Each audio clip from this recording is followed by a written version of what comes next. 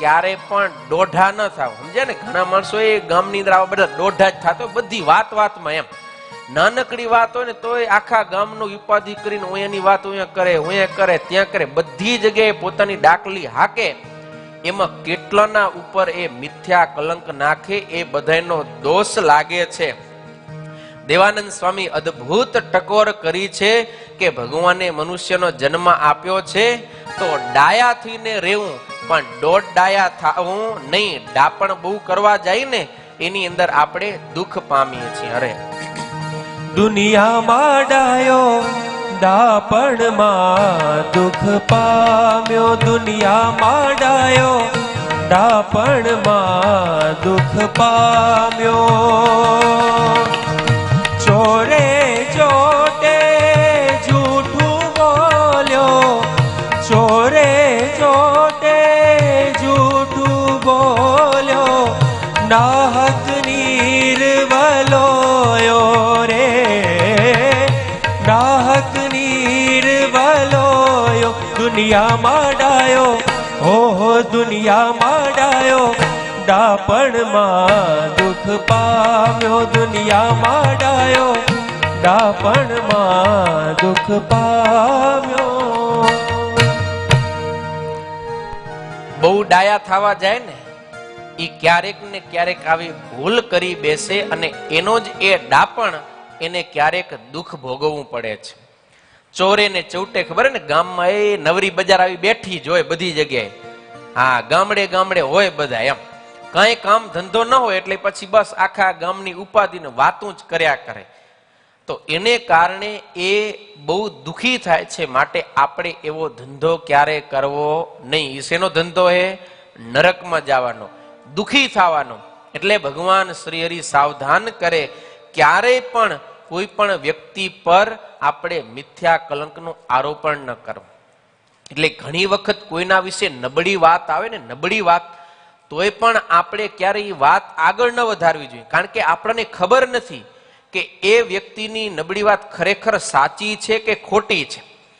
અહીંયા કને જેમ કીધું ને કે ઈર્ષાવશ માણસો કોઈકને બદનામ કરે છે. ફોર એક્ઝામ્પલ, મને અહીંયા કને કોઈ વ્યક્તિ સાથે અણબનાવ હોય એટલે હું શું કહીશ, ઈ તો આવો છે, ઈ તો આમ કરે છે, ઈ તો તેમ કરે છે. એટલે તમે મારે મોઢે સાંભળ્યું, જો તમે ચાલુ કરી દીધું, વાસ્તવિકતા એને નતો કર્યો, મેં તો ઈર્ષાવશ, મને એનાથી ઈર્ષા છે, એની પ્રોગ્રેસ પ્રગતિ સહન નથી થતી, હું એને નીચો નથી પાડી શકતો એટલે બદનામ કરો છો. અને એ જ વાત જો તમે સાંભળી અને તમે માની લીધું કે ઓલો વ્યક્તિ આમ છે એટલે પૂરું થઈ ગયું. માટે કોઈ પણ વ્યક્તિની આપણે નબળી વાત સાંભળી, જ્યાં સુધી ખરાઈ ન થાય, ખાતરી ન થાય, તપાસણી કરીને 100% આપણે શ્યોર ન હોઈએ ત્યાં સુધી ક્યારેય એ વાત આપણે બોલવી ન જોઈએ અને માનવી પણ ન જોઈએ. કારણ કે હરેક માણસો જે નબળી વાત કોઈના વિશે કરે છે એમાં ક્યાંક ને ક્યાંક ઈર્ષાનો ભોગ બનેલો છે. સારી વાત આવે ને તમે તો તારે માની લેજો, એમાં કઈ વાંધો નથી. કોઈ વ્યક્તિની સારી વાત માનવામાં આપણને કઈ નુકસાન નથી. ભલે ને એનામાં એવા ગુણ ન હોય, એને એવું સારું કાર્ય ન કર્યું તોય આપણે માની લેશું ને, નુકસાન નહીં થાય. પણ કોઈ વ્યક્તિએ ભૂંડું કર્મ નથી કર્યું અને આપણે જો એના વિશેની નબળી વાત માની લીધી કે કઈ જગ્યાએ કરીને તો બહુ મોટું નુકસાન થશે. ને આજે માણસોમાં જેટલી નેગેટિવિટી સ્પ્રેડ થાય, ફેલાય ને, એટલી સારી વાત નહીં ફેલાય. કોઈ વ્યક્તિની વાત હશે એટલે ફલાણા ભાઈ રોજ 50 માળા કરે, હવે જોયો ઠીક કરે, ખાલી કરે કાંઈ નહીં, તરત આપણે ઇગ્નોર કરી નાખશું. પણ એમ કહેશે ને ઓને ચોરી કરી, હા એ તો હશે કરી જશે, એવો જ છે એમ. તો નબળી વાત આપણે તરત એક્સેપ્ટ કરી લઈ, પણ હારી વાત હશે તો એક્સેપ્ટ નહીં કરી. સાચું ખોટું કેમ લાગે તમને? એવું જ છે ને. તો પછી તો આપણે ફેરફાર કરવાનો. હવે શું કરવાનું? કોઈની પણ સબળી વાત આવે, સારી વાત આવે ને એ આપણે માનવાની. નબળી વાત ક્યારે માનવાની નહીં, સાંભળવાની નહીં, કોઈ આગળ કહેવાની નહીં. તો આપણે આલોક અને પરલોકની અંદર ખૂબ સુખી થશું. 4 બ્રાહ્મણો કાશીથી વિદ્યાભ્યાસ કરી અને પાછા પોતાને ગામ જતા હતા. તો ચાલતા ચાલતા રસ્તામાં રાત્રિ પડી ગઈ.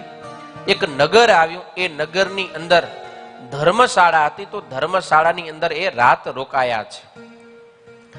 સવાર થયું, નાઈ ધોઈ અને સંધ્યા વંદન ઇત્યાદિ કર્મ કરતા હતા. એ જ સમય એ નગરનો શેઠ, નગર શેઠ સવારના ફરવા માટે નીકળ્યા.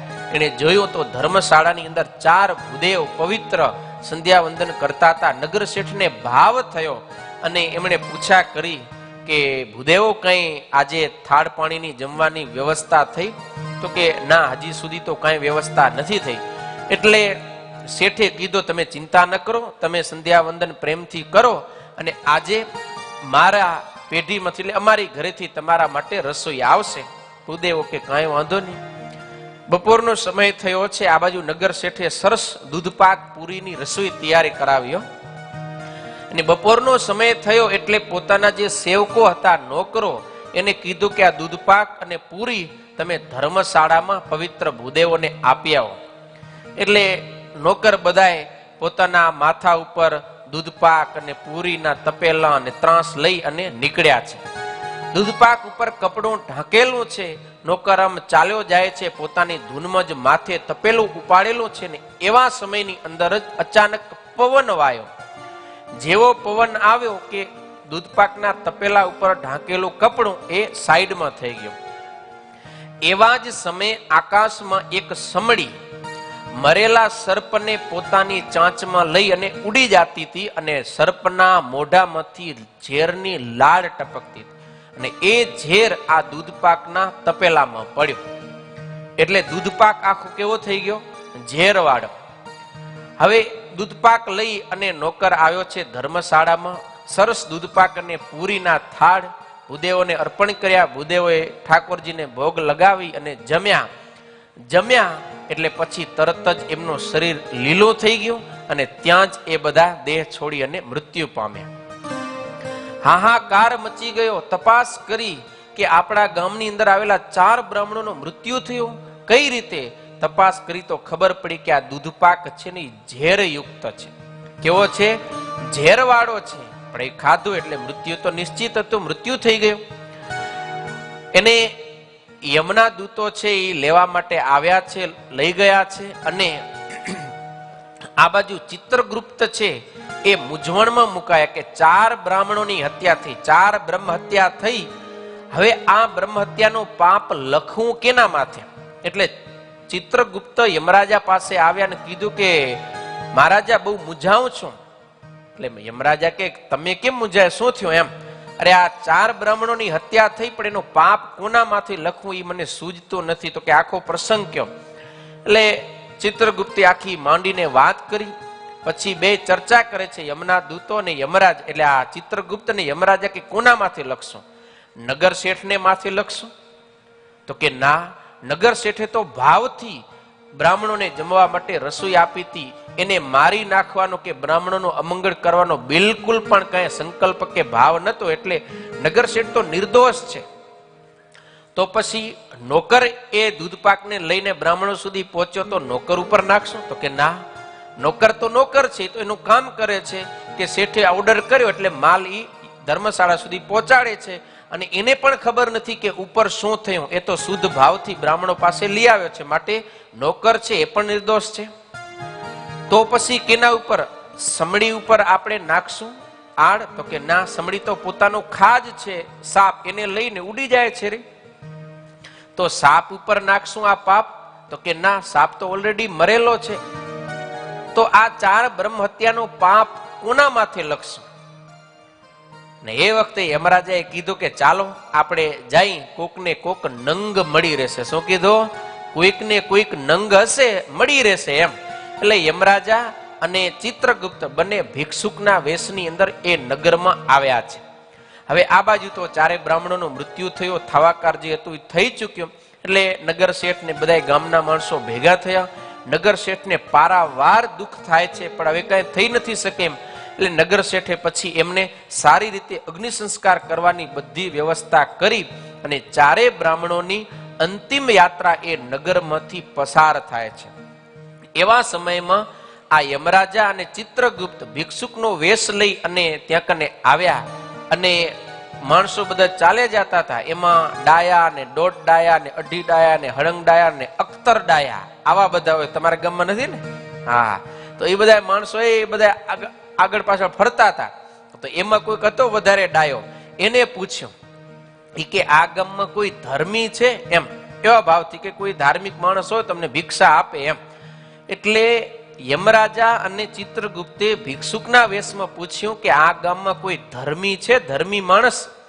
ત્યારે ઓલો વધારે હતો ને દોડડાયો, એણે કીધું એ કે ધર્મીએ છે અને કર્મીએ છે. શું કીધું?